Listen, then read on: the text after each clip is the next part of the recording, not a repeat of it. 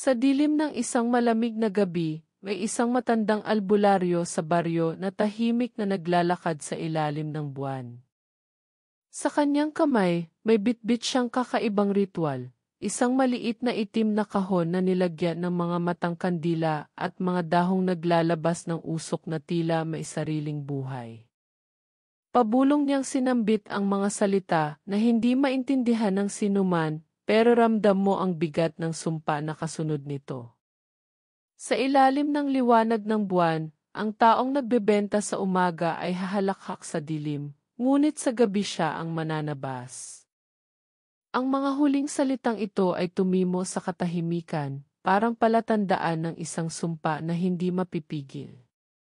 Si Aling Rosa ang babaeng iyon, isang tindera sa palengke na kilala bilang mahiyain, mayabang at laging nag-iisa.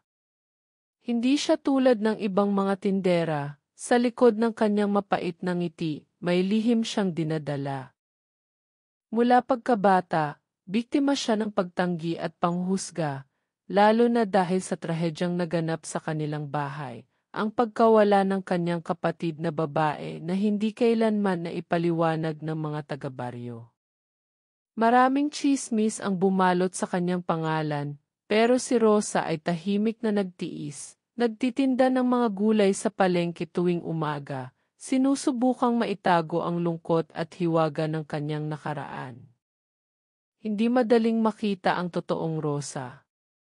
Sa araw, tila siya ay isang karaniwang babae na nagpupunyagi sa buhay, ngunit sa gabi, unti-unting nag-iiba ang kanyang anyo. May mga nakakakita ng mga kakaibang pangyayari sa paligid niya, mga aninong nagtatago sa mga sulok, mga huni ng mga nilalang na hindi maipaliwanag, at ang paminsang pagkawala ni Rosa ng ilang oras na walang paliwanag. Ang ilan ay nagmumungkahi na ang tindera ay may koneksyon sa mga aswang na matagal nang kinatatakutan sa kanilang lugar.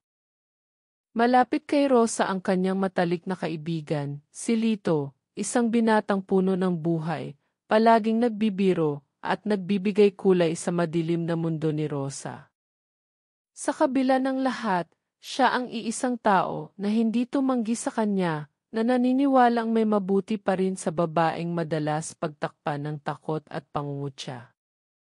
Sa tuwing nag-uusap sila sa ilalim ng punong mangga sa tabing kalsada, nagiging maaliwalas ang paligid kahit na may anino ng lungkot na nakatago sa mga mata ni Rosa. Si Lito ang kanyang tanglao sa mga gabing nagiging mabigat ang kanyang puso, kahit na hindi niya ganap na nauunawaan ang mga pangyayaring bumabalot sa kanyang buhay. Ngunit sa isang gabing walang buwan, habang naglalakad si Rosa pauwi mula sa palengke, may napansin siyang kakaiba. Sa dilim, isang matandang litrato na parang nakalimutan sa tabi ng daan ang kanyang napulot, isang larawan ng isang batang babae na kahawig ng kanyang nawawalang kapatid. Nakatingin ito diretso sa kanya, parang may mga matang sumusunod sa bawat galaw. Ang litrato ay may bahid ng lumang dugo sa gilid, at sa paghawak niya rito, biglang pumatak ang malamig na pawis sa kanyang noo. Ang larawan ay parang buhay, naglilihim ng isang kwento na kailangang tuklasin. Hindi nagtagal, dumating ang mga gabi na tila may humahabol sa kanya sa dilim. May mga sandali na siya ay nagiging tahimik, nakatitig sa kawalang hanggan na parang nakikipag-usap sa mga hindi nakikitang nilalang. Ang kanyang mga mata ay punong-puno ng takot at pasakit, at sa mga sandaling iyon, kahit si Lito ay natatulala, hindi niya maintindihan kung ano ang bumabagabag sa kaibigan. Isang gabi, sa isang tahimik na kanto, nagtagpo ang kanilang mga titig, ang mga mata ni Rosa, puno ng lihim at kirot, ang mga mata ni Lito, puno ng pagkabahala. Walang salita ang lumabas, ngunit ramdam nila pareho ang bigat ng mga bagay na hindi masabi. Sa kanilang maliit na mundo, may isang kandila na lagi nilang sinisindihan kapag nagkukwentuhan sa bahay ni Rosa. Hindi nila alam na ang kandilang iyon ay may kakaibang kapangyarihan. Ito ay hango sa gamit ng yumao nilang lola, na sinasabing tagapangalaga ng hangganan ng buhay at kamatayan. Unti-unting lumalalim ang kahulugan ng kandila sa kanilang buhay habang dumarami ang mga kakaibang pangyayari. Sa bawat pagliyab nito, tila may mga aninong sumusulpot at mga lihim na naglalantad, at ang apoy ay tila nakikipag-usap sa kanila, nagbubunyag ng katotohanan na matagal nang itinatago ng dilim. Habang lumalalim ang gabi, unti-unting bumabalot ang dilim sa paligid nila, at si Rosa ay tila nahuhulog sa isang bangungot na hindi niya kayang gisingin. Sa bawat hagod ng hangin, may boses na bumubulong sa kanya, mga pangakong hindi niya kayang talikuran, mga sumpang lumalamon sa kanyang kaluluwa. Ang kanyang katahimikan ay naging panangis ng katawang walang buhay, at si Lito ay naliwanagan na may isang madilim na bahagi sa kaibigan na kailangang harapin. Sa kabila ng mga takot, may isang pangyayari na nagpalakas kay Lito na patuloy na samahan si Rosa. Sa isang gabi, nang makita niyang hawak-hawak ni Rosa ang lumang litrato habang umiiyak ng walang tunog, napagtanto niyang hindi lang ito isang larawan. Ito ay isang susi, isang paalala ng isang kwento na nag-umpisang nagbabadya sa kanilang buhay. Ang lihim na matagal nang nakabaon sa kanilang baryo, isang kwento ng isang tindera sa umaga at isang mananabas ng aswang sa gabi. At sa puntong iyon, sa ilalim ng malamlam na ilaw ng kandila, sa katahimikan ng gabi, nagtatanong si Lito, ikaw ba makakatulog pa kung ikaw ang nakakita noon? Pumasok ang dilim sa kanilang mundo, at ang kwento ay sisimulang kumawala mula sa mga anino. Sa bawat paghinga, bawat titig, bawat pag-indayog ng apoy sa kandila, isang sumpa ang nabubuhay, isang sumpa na kailangang harapin, kahit na ang katotohanan ay mas madilim kaysa sa inaakala nila. Ikaw, handa ka na bang malaman ang kwento ni Aling Rosa? Ano nga ba ang lihim ng tindera sa umaga na nagiging mananabas ng aswang sa gabi?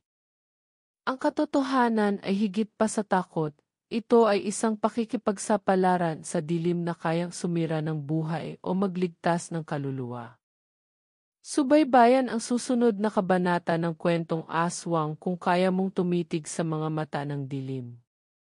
Minsan, sa isang sulok ng maliit nilang kubo, tahimik na nakaupo si Rosa sa kanyang silya, habang hawak-hawak ang lumang kahon na may lamang mga sulat at alahas na matagal nang nalimot. Hindi ito basta-basta kahon, ito ang naiwan ng kanyang lola, ang nag-iisang taong tumulong sa kanila nang gumulong ang mga trahedya. Sa loob ng kahon, may isang mutya, isang maliit na pulseras na yari sa itim na bato, may ukit na kakaibang simbolo. Sinabi noon ng lola na ito ay proteksyon laban sa mga puwersang di nakikita, isang selyo ng pamilya para sa kapayapaan. Ngunit sa halip na maging tanda ng kaligtasan, naging babala ito ng sumpang minana nila. Minsan, narinig niya ang sariling tinig na bumubulong sa kanya, huwag mong kalilimutan kung saan ka nanggaling dahil ang nakaraan ay laging babalik. Hindi madalas pag-usapan ni Rosa ang kanyang pamilya. Sa mga salita ng kanyang ina, tinatakot sila ng mga tao sa kanilang baryo, itinuturing silang iba, parang may madilim na aninong sumasabay sa bawat hakbang nila. Ang kapatid niyang babae, si Lina, ay nawala nang hindi malaman kung paano, at ang kwento ay inilibing kasama ng mga espekulasyon, na kinidnap ng mga aswang, na isinumpa dahil sa kasalanan ng kanilang lahi. O di kaya ay nagbago na ng anyo at naging isa sa mga nilalang na kinatatakutan. Minsan, napapailing si Rosa sa mga tanong ng kapitbahay, lalo na kapag naririnig niya ang mga bulong-bulungan na may itim na dugo daw sa kanilang pamilya. Ang mga salitang ito ang nagpapasakit sa kanyang puso, dahil kahit anong gawin niya, hindi siya matatanggap ng buo. Tao lang siya pero bakit ganoon ang tingin niya sa akin? Bulong niya sa sarili habang nakatingin sa salamin, kung saan ang kanyang mata ay puno ng lungkot at paghahanap ng sagot. Sa palengke, madalas siyang tinitingnan ng kakaiba. Hindi siya karaniwang nakikisawsaw sa tawanan o sa mga biruan. Ang mga tao ay tila may takot o pangamba kapag siya ang napapabilang sa usapan. Marami na ring nag-iiwas kapag siya'y dumadaan. Minsan, may bata na nagsabing, "Nanay, iwasan natin si Aling Rosa, baka tayo'y mapahamak." At kahit gaano man siya magpanggap na malakas, lumalalim ang sugat sa kanyang dibdib. Alam niya na hindi lang siya ang tinatablan ng galit o takot, kundi pati ang pangalan ng kanyang pamilya ay tila sumpa sa kanilang lugar.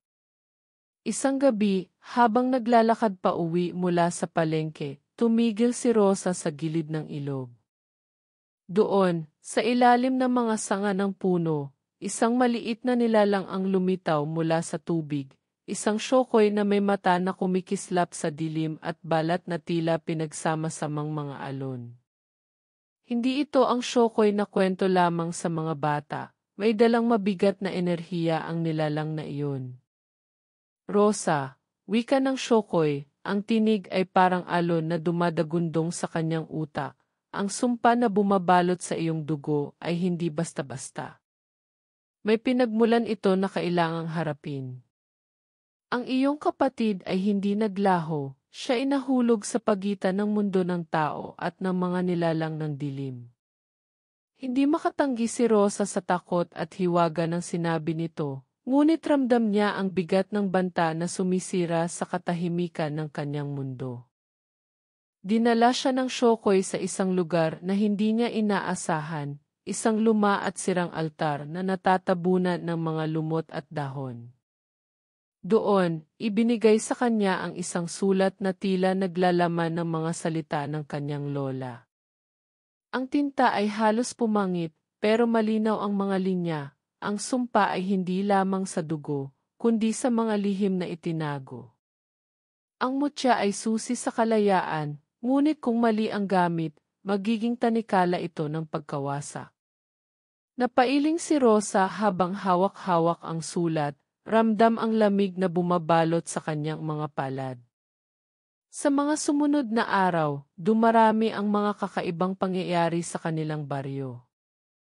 Mga hayop na biglang namatay, mga tao na naguguluhan, at ang mga bulong tungkol sa mga aswang ay lumalakas. Si Rosa, sa kabila ng kanyang pagod at takot, ay napipilitang harapin ang katotohanan. Sa bawat gabi, pakiramdam niya ay paulit-ulit ang mga pangyayari, mga linyang parang narinig na niya dati, mga eksenang tila nagpapakita ng pare-parehong kwento na paulit-ulit, ngunit may bagong anyo.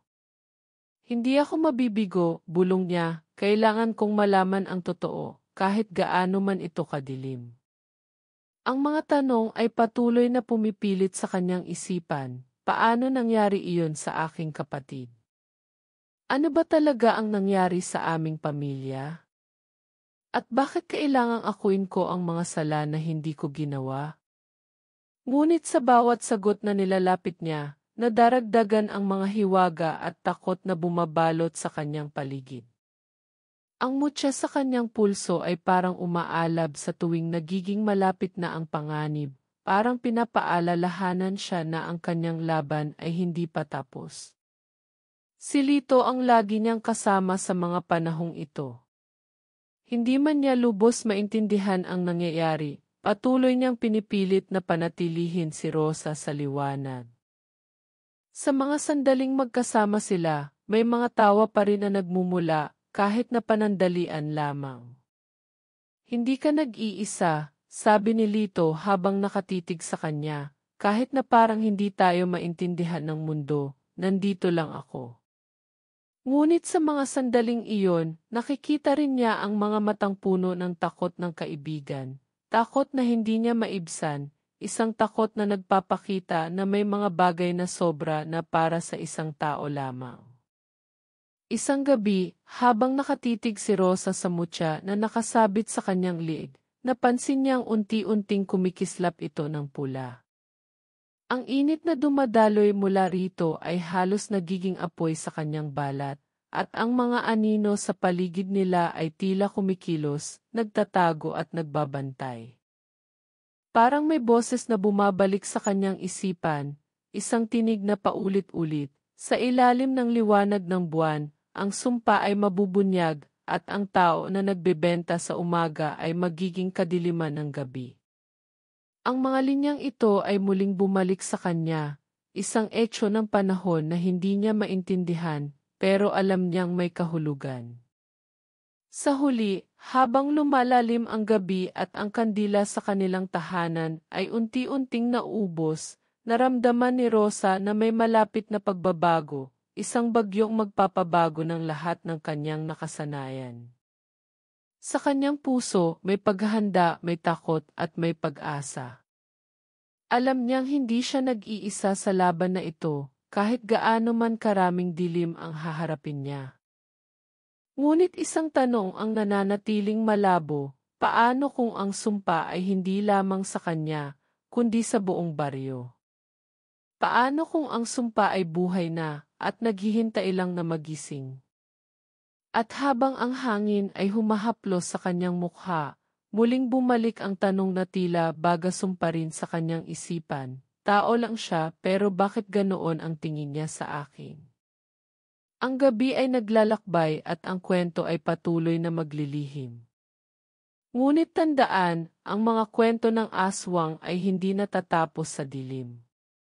Sila'y naglalakad sa gitna ng tao, naghahanap ng tagapagligtas, o baka tagapagdala ng kapahamakan. Ikaw, ano sa tingin mo? Ano ang tunay na sumpa ng mutyang hawak ni Rosa?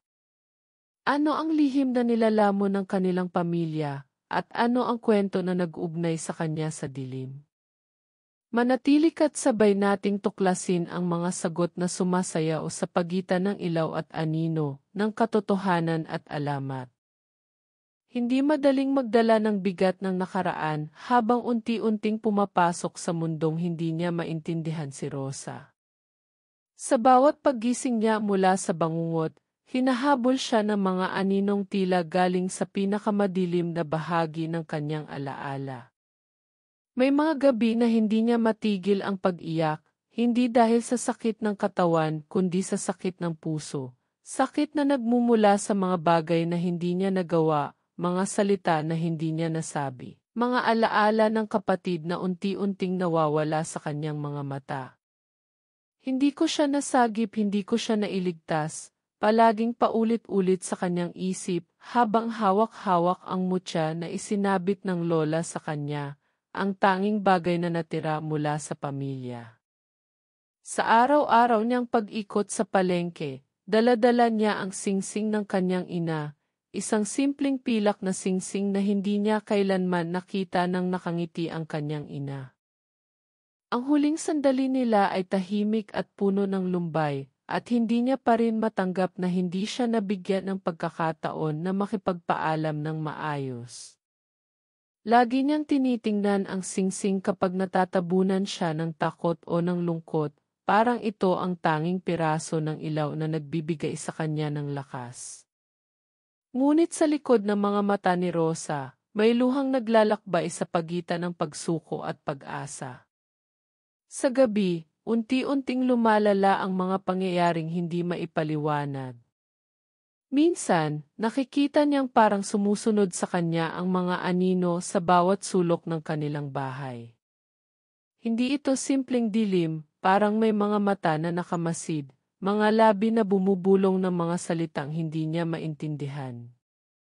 Sa mga panahong iyon, nagiging malamig ang hangin, parang humahaplos, ngunit may dalang pagkatakot.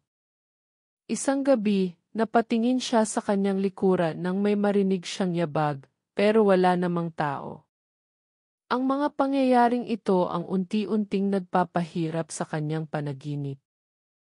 Mga bangungot kung saan nilalakad niya ang madilim na kagubatan, naghahanap ng kapatid na si Lina, ngunit palaging nauwi sa isang malakas na sigaw na walang tunog.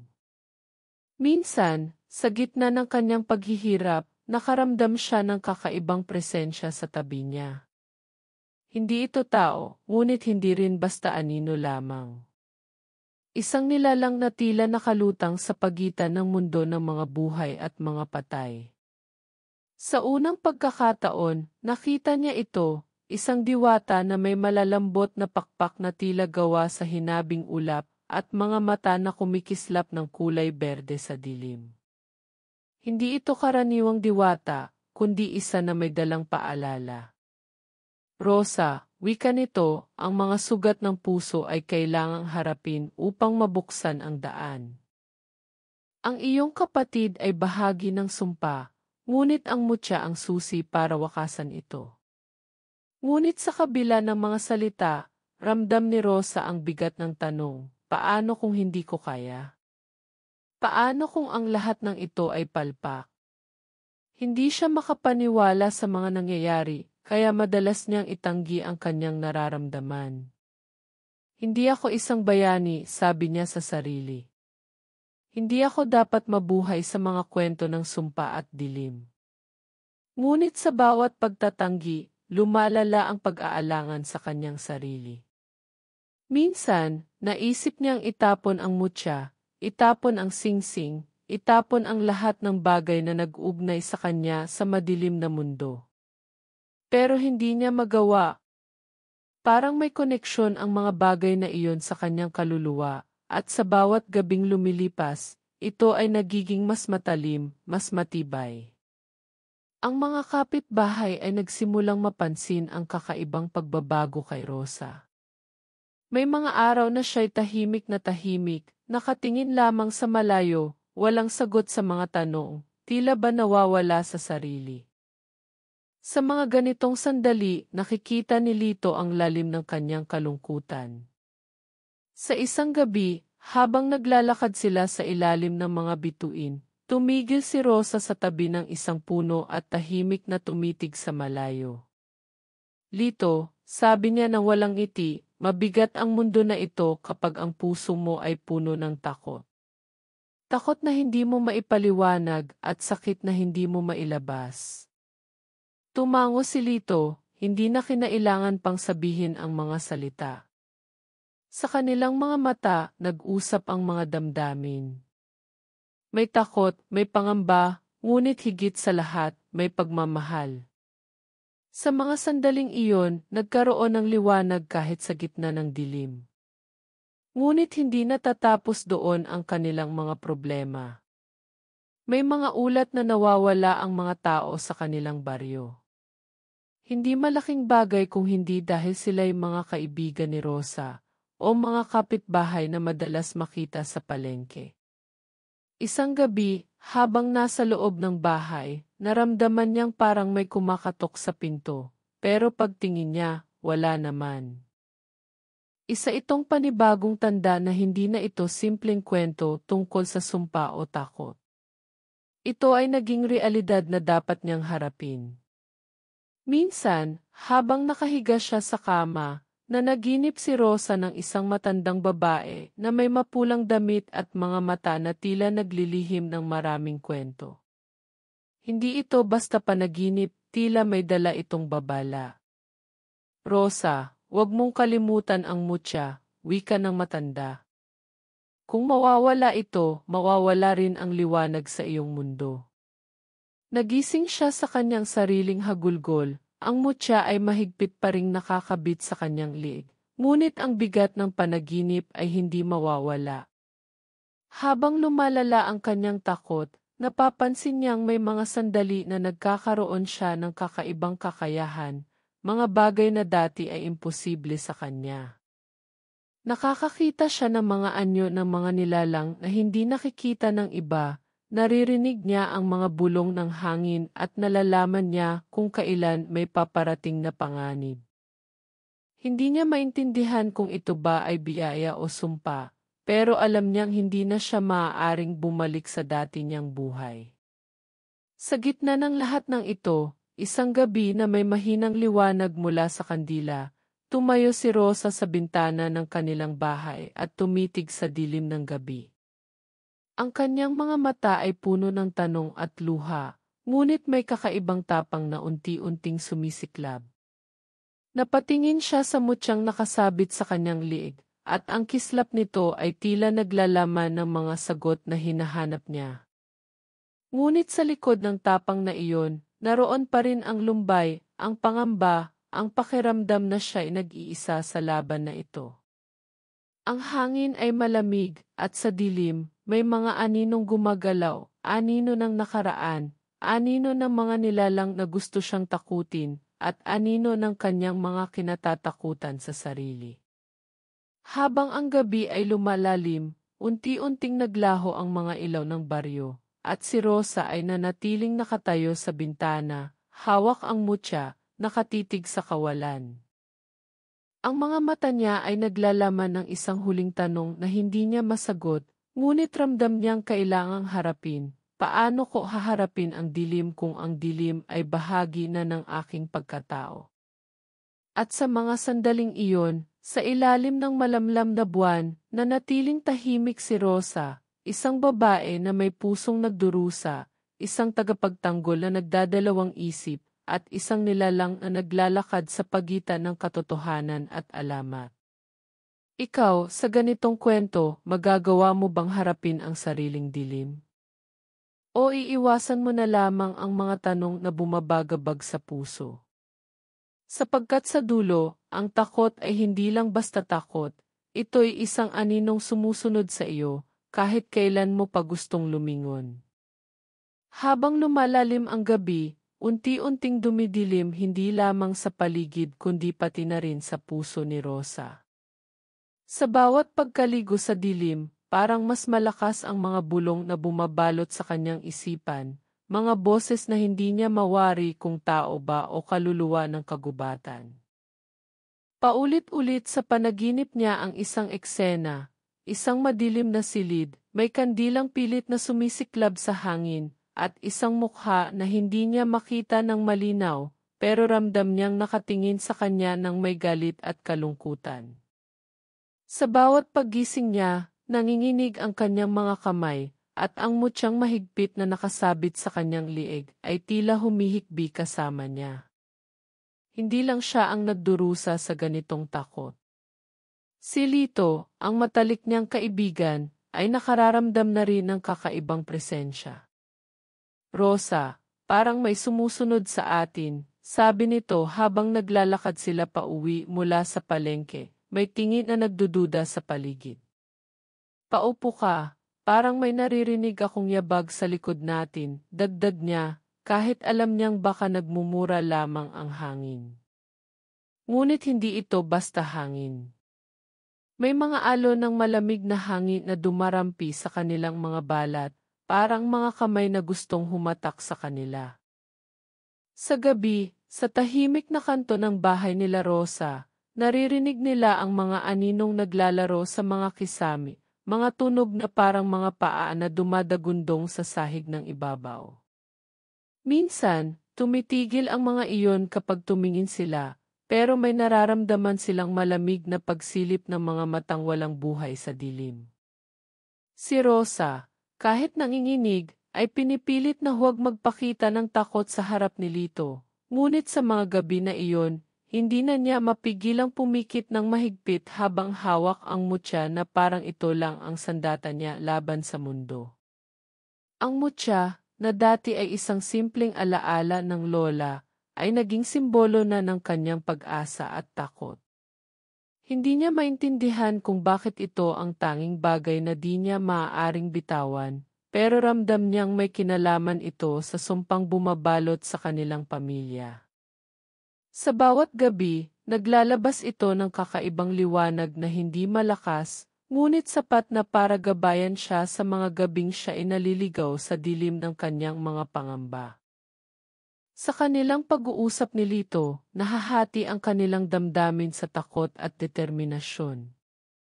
Rosa, sabi ni Lito, hindi tayo pwedeng umatras. Hindi lang ito laban para sa atin, laban ito para sa mga nawala. Ngunit sa likod ng kanyang mga salita, ramdam ni Rosa ang bigat ng responsibilidad. Paano kung hindi ko kaya? Paano kung ang dilim ay mananatili sa akin kahit anong gawin ko? bulong niya, halos hindi marinig. Sa mga gabing iyon, sa bawat sandali ng katahimikan, lumalabas ang mga sugat ng nakaraan na parang pumatak na dugo sa puso niya. Minsan, habang sila ay nagpapahinga, napansin nila ang kakaibang kilos ng mga hayop sa paligid. Ang mga ibon ay tumigil sa pag-awit, ang mga aso ay tahimik na nakatitig sa dilim, at may mga daga na bigla ang naglaho mula sa mga sulok ng bahay. Para bang alam nila ang paparating na panganib. Sa isang pagkakataon, nakarinig si Rosa ng isang mahinang boses mula sa hangin, isang bulong na paulit-ulit na sinasabi, "Huwag mong kalimutan ang mutya, huwag mong kalimutan ang mutya." Ang linyang iyon ay lumaban sa isip niya, paulit-ulit, nagiging bahagi ng kanyang bangungot. Minsan, nahagip niya ang sarili niyang tanong na tila nakasusugat, kung ikaw ang kailangan niyang isakripisyo, papayag ka ba? Hindi niya mawari kung ito ay isang tanong mula sa iba o mula sa sarili niya.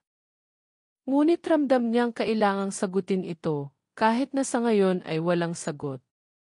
Habang lumalakas ang mga kakaibang pangyayari, nagsimula na rin silang maghanda ni Lito. Hindi nila alam kung ano talaga ang haharapin nila, pero alam nilang kailangan nilang maging matatag. Nagdala sila ng mga kandila, mga anting-anting na gamit ng mga matatanda sa kanilang baryo, at mga bawal na salita na sinasambit upang maprotektahan ang sarili laban sa mga espiritu. Ngunit kahit gaano man sila maghanda, hindi nawawala ang takot sa kanilang mga mata, takot na hindi sinasabi, takot na mas malalim kaysa sa anumang salita. Minsan, sa tahimik na sandali, napansin ni Rosa na may mga bagay na paulit-ulit lumilitaw, ang kislap ng mutya sa kanyang liig, ang mukha sa panaginip na unti-unting nagiging malinaw, ang bulong ng hangin na sumasabay sa bawat hininga niya. Parang sinasabi ng mga elementong ito na may mas malalim pang kwento, mas malaki pang puwersa na naghihintay sa kanya sa dulo ng dilim. Sa bawat araw na lumilipas, lumalalim ang pag-aalangan ni Rosa sa sarili niya. Napapaisip siya kung ang mga pangyayaring ito ay bunga ng sumpa, o kung ito ay isang paraan upang matuklasan ang katotohanan tungkol sa kanyang pamilya na matagal nang tinatago. Hindi niya maalis sa isip ang mga tanong, bakit siya? Bakit siya ang pinagpili ang magdala ng mutya? At higit sa lahat, ano ang tunay na kapangyarihan ng bagay na ito? Ngunit sa kabila ng lahat ng ito, hindi siya nag-iisa. Nariyan si Lito na kahit matakot din ay hindi niya iniwan. Kapit lang, Rosa. Kung tayo lang ang huling pag-asa ng bayan natin, laban tayo hanggang sa huli, sabi ni Lito ng may ngiting pilit ngunit puno ng tapang.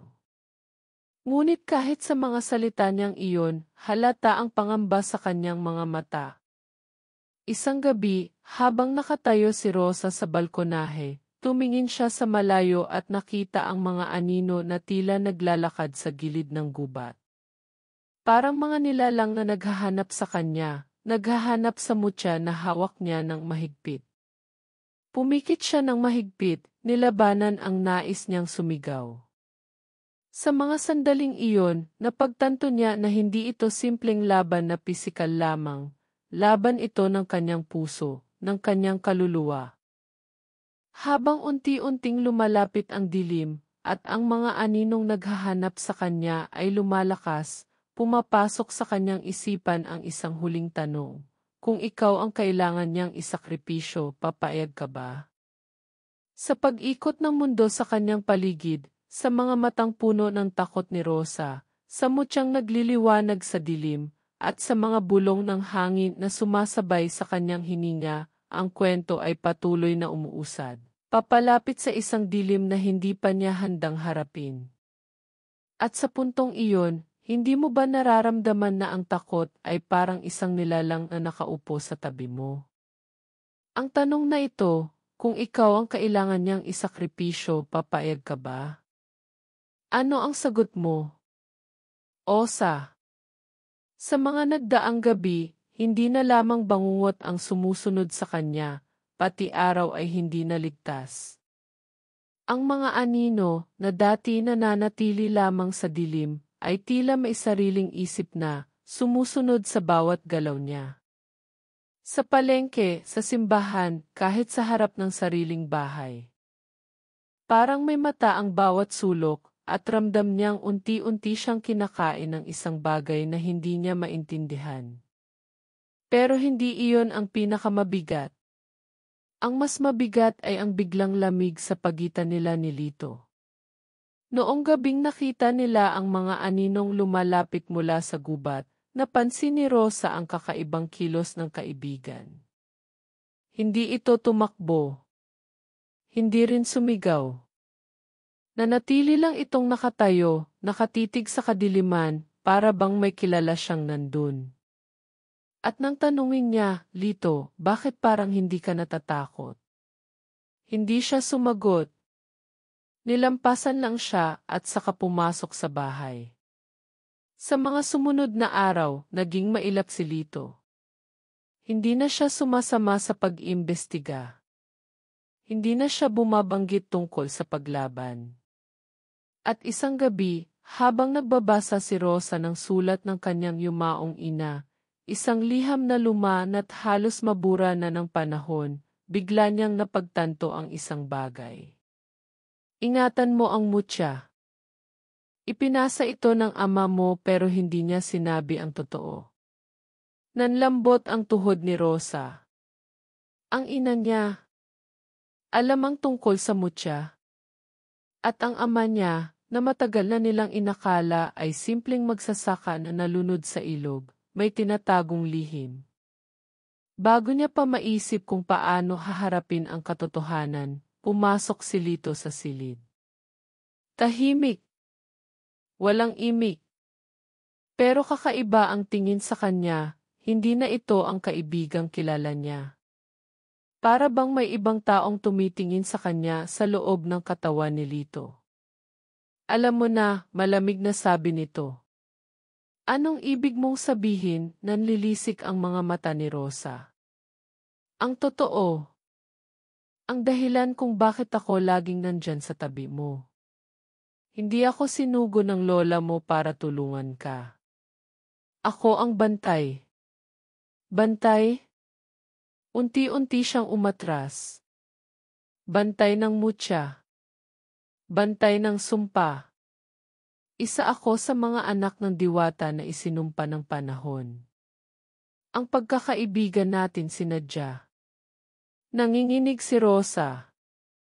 Bakit ngayon mo lang sinabi? Dahil kung nalaman mong isa akong kalahating nilalang, iiwasan mo ako. Pero kailangan kong siguraduhin na hindi mo sisirain ang balanse. Hindi mo pa alam kung anong puwersa ang nasayo, Rosa. At kung sino ka talaga. Hindi na siya makapagsalita. Sa loob ng lahat ng sakit, takot, at pagkalito, tumitig siya sa mutya sa kanyang leg. Dati itong malinaw, kulay ulap. Ngayon, nangingitim. May mga bitak. At sa gitna nito, tila may gumagalaw. Parang may matang nagmamasid mula sa loob. Ang mutya, bulong ni Lito, ay hindi lamang proteksyon. Kulungan din yan. At kapag tuluyan na itong nabuksan, lalaya ang nakatali sa dugo mo.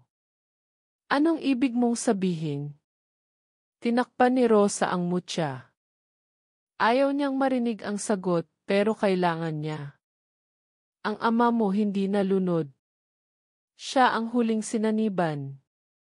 Bago siya lumubog sa ilog, sinubukan niyang iligtas kayo ng ina mo.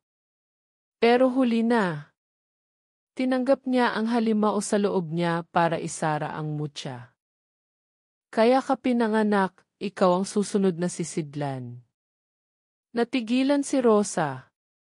Parang tumigil ang mundo. Ang hangin sa paligid ay tila nahulog, bumigat. Hindi. Tao lang ako pero bakit ganoon ang tingin mo sa akin? Tahimik si Lito. Ngunit sa likod ng katahimikan niya, alam ni Rosa, nagbago na ang lahat. Bumalik sa isipan niya ang tanong mula noon, kung ikaw ang kailangan niyang isakripisyo, papayag ka ba? Ngayon, alam na niya. Ang tanong ay hindi pa tungkol kay Lito. Hindi tungkol sa kung sino ang kailangang mamatay. Ang tanong ay, kung siya mismo ang halimaw, papatayin ba siya ng sarili niyang mga kamay? Sa gabing iyon, naglaho si Lito. Walang ingay. Walang paalam. Naiwan lang ang amoy ng apoy sa hangin at ang markang nasunog sa sahig. Hugis mata na umiikot, parang laging nakamasid. Sa gitna ng kanyang pagkalito, lumapit si Rosa sa salamin. Ngunit hindi na niya makita ang sarili. Hindi mukha niya ang nasa refleksyon. Isang batang babae, umiiyak, duguan ang labi, at sa kanyang liig, ang mutya, itim na, nanginginig, tila may tibo. Parang puso. Isang sigaw ang gumising sa kanya mula sa labas. Isang kapitbahay. Paglabas niya, nakita niya ang bangkay ng albularyong tumulong sa kanya noon, nakalambitin sa puno ng mangga. Sa dibdib nito, nakaukit ang salitang, "Huwag mong kalimutan ang mutya." Parang nilamon ng lupa ang mga paa ni Rosa. Ang buong mundo ay gumuguho sa paligid niya. Ang mga bituin ay tila nagdidilim. Ang mga tao sa paligid ay nagsisimula ng umiwas, nagsisimula ng tumingin sa kanya na para bang alam nila. Para bang nakikita nila na may iba na sa kanya. Na hindi na siya si Rosa. Sa harap ng mga mata niyang puno ng luha, sa mutyang kayo ay kumikislap ng pulang liwanag, pabalik-balik sa isip niya ang tanong na walang kasagutan. Kung ikaw ang halimaw, tatanggapin mo ba? Tahimik ang lahat. Pero sa puso niya, may sigaw na pilit niyang kinikimkim. Isang tanong. Isang paghiyaw. Isang takot na hindi pa niya kayang pangalanan. At sa di kalayuan, sa lilim ng gubat, isang pares na matang pula ang muling bumukas. Ang hangin ay tila walang laman, malamig na parang patay na alaala. Habang si Rosa ay naglalakad sa kakahuyan, ang bawat yabag niya ay umuukit ng tunog na hindi kanya, para bang may isa pang paa na sumusunod, humahabol, humihinga sa likod niya. Sa kamay niya, mahigpit ang hawak sa mutya. Ngayon, halos itim na ito, parang binuo mula sa abo. Sa bawat tibok ng puso niya, gumagalaw ang liwanag sa loob nito, pula, marumi, buhay. Para itong may sariling isipan. At sa bawat saglit na lumilipas, parang tinatawag siya nito. Parang sinasabi ng mutya, handa ka na. Dumating siya sa gilid ng ilog, kung saan huling nakita ang ama niya. Wala na ang tubig, puro putik, tuyong damo at kalansay ng mga hayop. Nakatayo doon si Lito. Hindi na siya si Lito. Ang anyo niya ay kalahating tao, kalahating anino. Ang mga mata niya ay walang puti, itim na itim, at sa kanyang dibdib, isang hiwang pulang naglalagablab, kung saan tila may lumalabas na uso. Ngayon alam mo na, sabi niya, boses na parang may dalang alon ng mga panaghoy. Hindi ako umalis. Hindi ako nawala. Hinintay lang kitang tanggapin kung sino ka talaga. Hindi ako tulad mo, sabi ni Rosa, nanginginig. Hindi ako uhaw sa dugo. Hindi ako halimaw. Pero may dugo ka ng isa. Anak ka ng isang sinumpa. At ang mutya, hindi yan para protektahan ka. Isa yang kandado.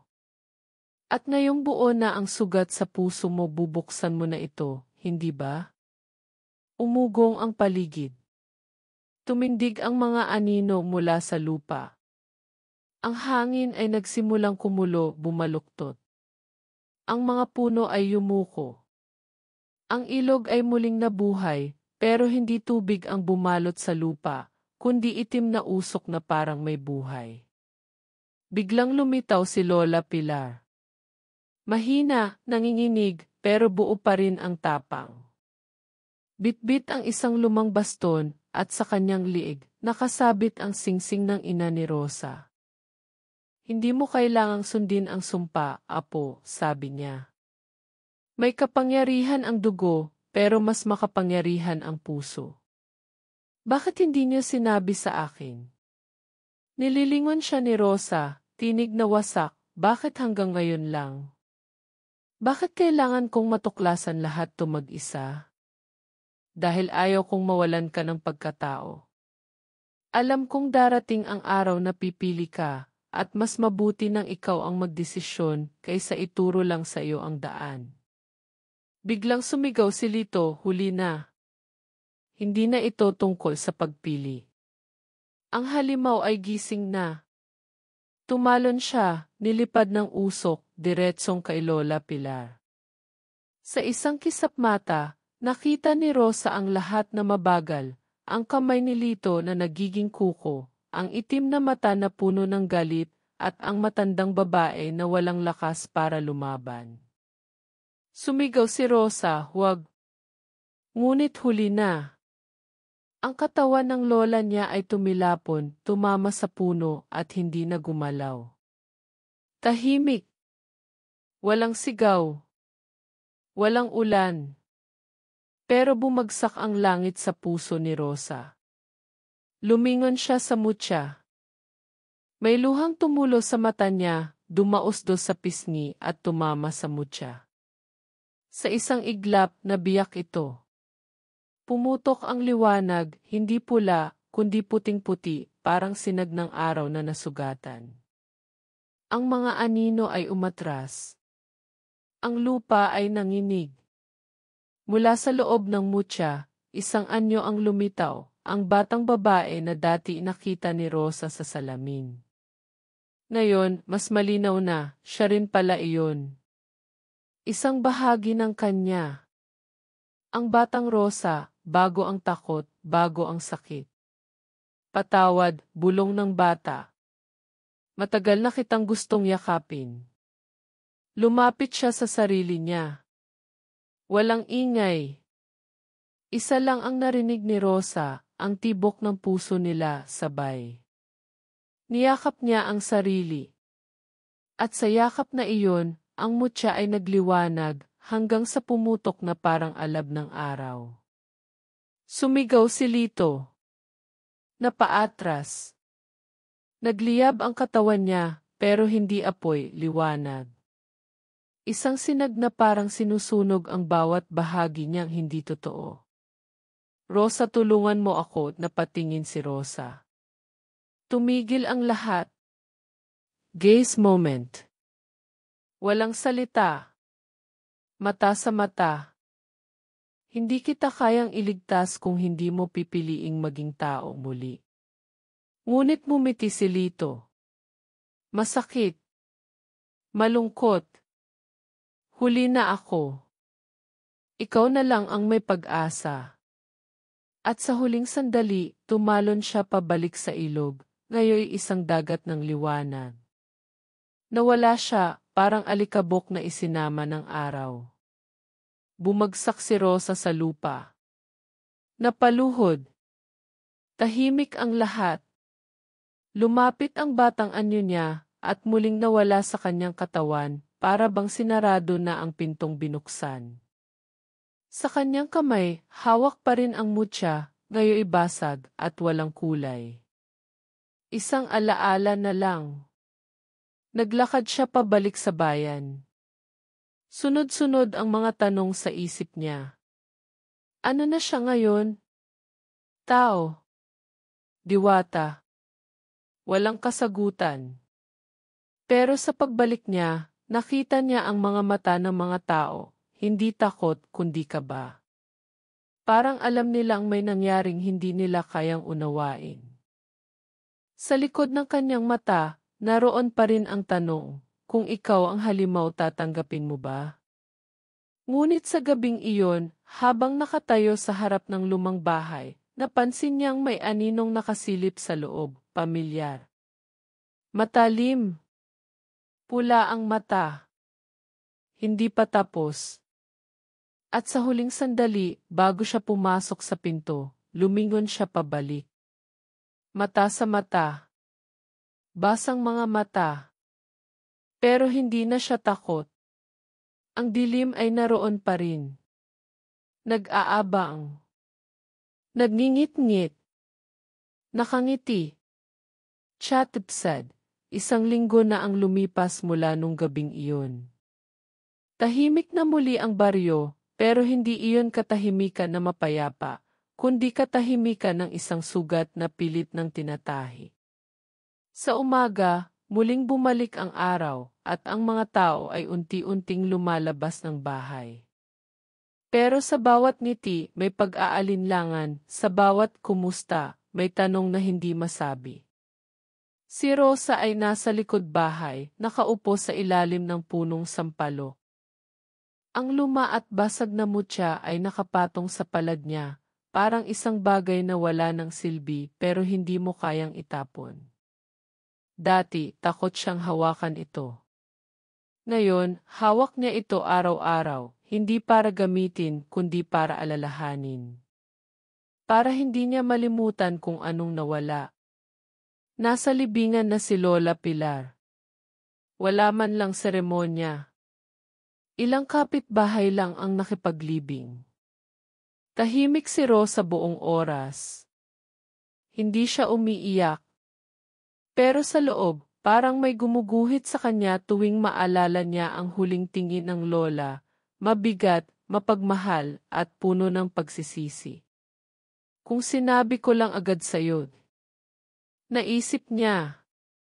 Pero alam din niyang may mga bagay na kailangang maramdaman, hindi lang marinig. Tulad ng pagmamahal. Tulad ng kapatawaran. Dumadalaw si Mang Selo minsan. Tahimik lang din ito, dala lang ng kaunting tinapay o prutas, tapos aalis na. Hindi nila pinag-uusapan ang nangyari. Pero isang araw, habang inaabot nito ang isang piraso ng ube halaya, sabay sabi, yung mutya hindi mo kailangang itago. Pero huwag mo na ring hayaang kontrolin ka. Tumango si Rosa. Alam ko na. Hindi lahat ng madilim ay dapat labanan. Minsan kailangan lang tanggapin na parte ito ng liwanag. May araw na napapanaginipan pa rin niya si Lito. Sa panaginip, bata silang muli. Nagtatakbuhan sa tabing ilog, walang halimaw, walang sumpa. Pero sa huli ng panaginip, lilingon ito sa kanya at sasabihin, naalala mo iyong sinabi ko noon. Nababalik ako. At doon siya magigising. Basang-bas sa pawis. Parang ang puso niya ay binunot tapos ibinalik sa maling paraan. Pero hindi na siya tumatakbo palayo sa mga alaala.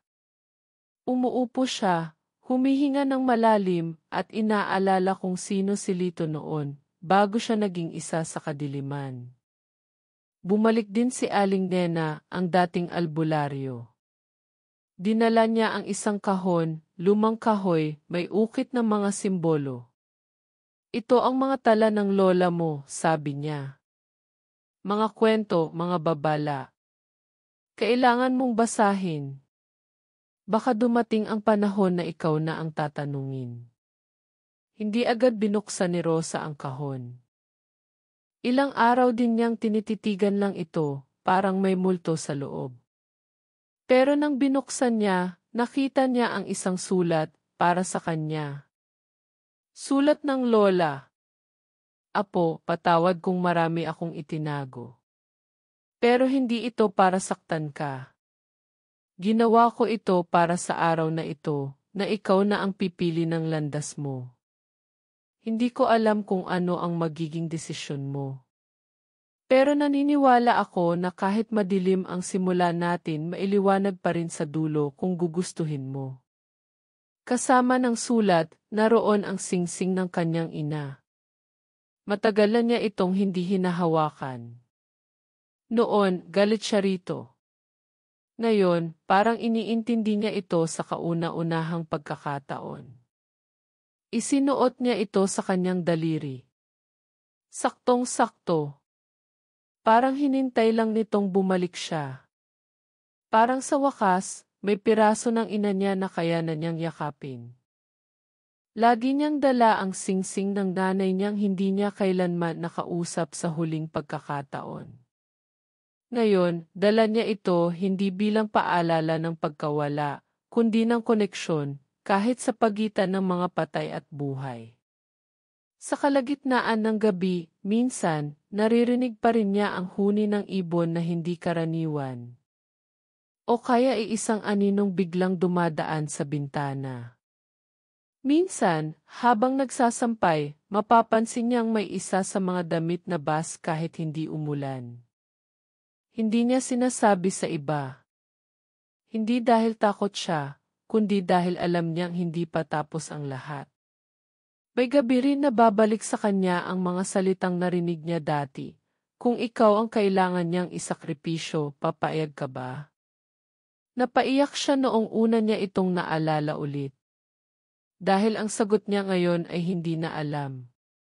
Dahil minsan, kahit gaano mo kamahal ang isang tao, hindi mo sila kayang iligtas kung sila mismo ang ayaw. At minsan, kailangan mong pumili sa pagitan ng sarili mong kaluluwa at ng mundo. Naglalakad siya minsan sa tabing ilog, kung saan siya huling nakaharap sa dilim. May mga bagong usbong ng halaman. Bumalik ang tubig, malamig pero malinaw. Sa gitna ng ilog, tila may liwanag pa ring lumulutang, parang mutya. Pero hindi niya ito nilapitan. Alam niyang hindi lahat ng liwanag ay kailangang hawakan. Minsan, sapat na ang makita itong nandyan. Sa kanyang mga mata, hindi na siya ang parehong batang puno ng galit at takot. May mga pilat pa rin, hindi lang sa katawan, kundi sa puso. Pero natututo na siyang mabuhay kasama nito. Dahil hindi ibig sabihin ang paghilom ay pagkalimot. Minsan, ang totoo ay ito, bitbitin mo ang sugat, at hayaan mong maging parte ito ng bagong kwento mo. At sa huling gabi bago siya umalis ng baryo, dahil plano niyang lumuwas, magsimula ng bago, nilingon niya ang lumang bahay. Tahimik ito. Pero parang humihinga.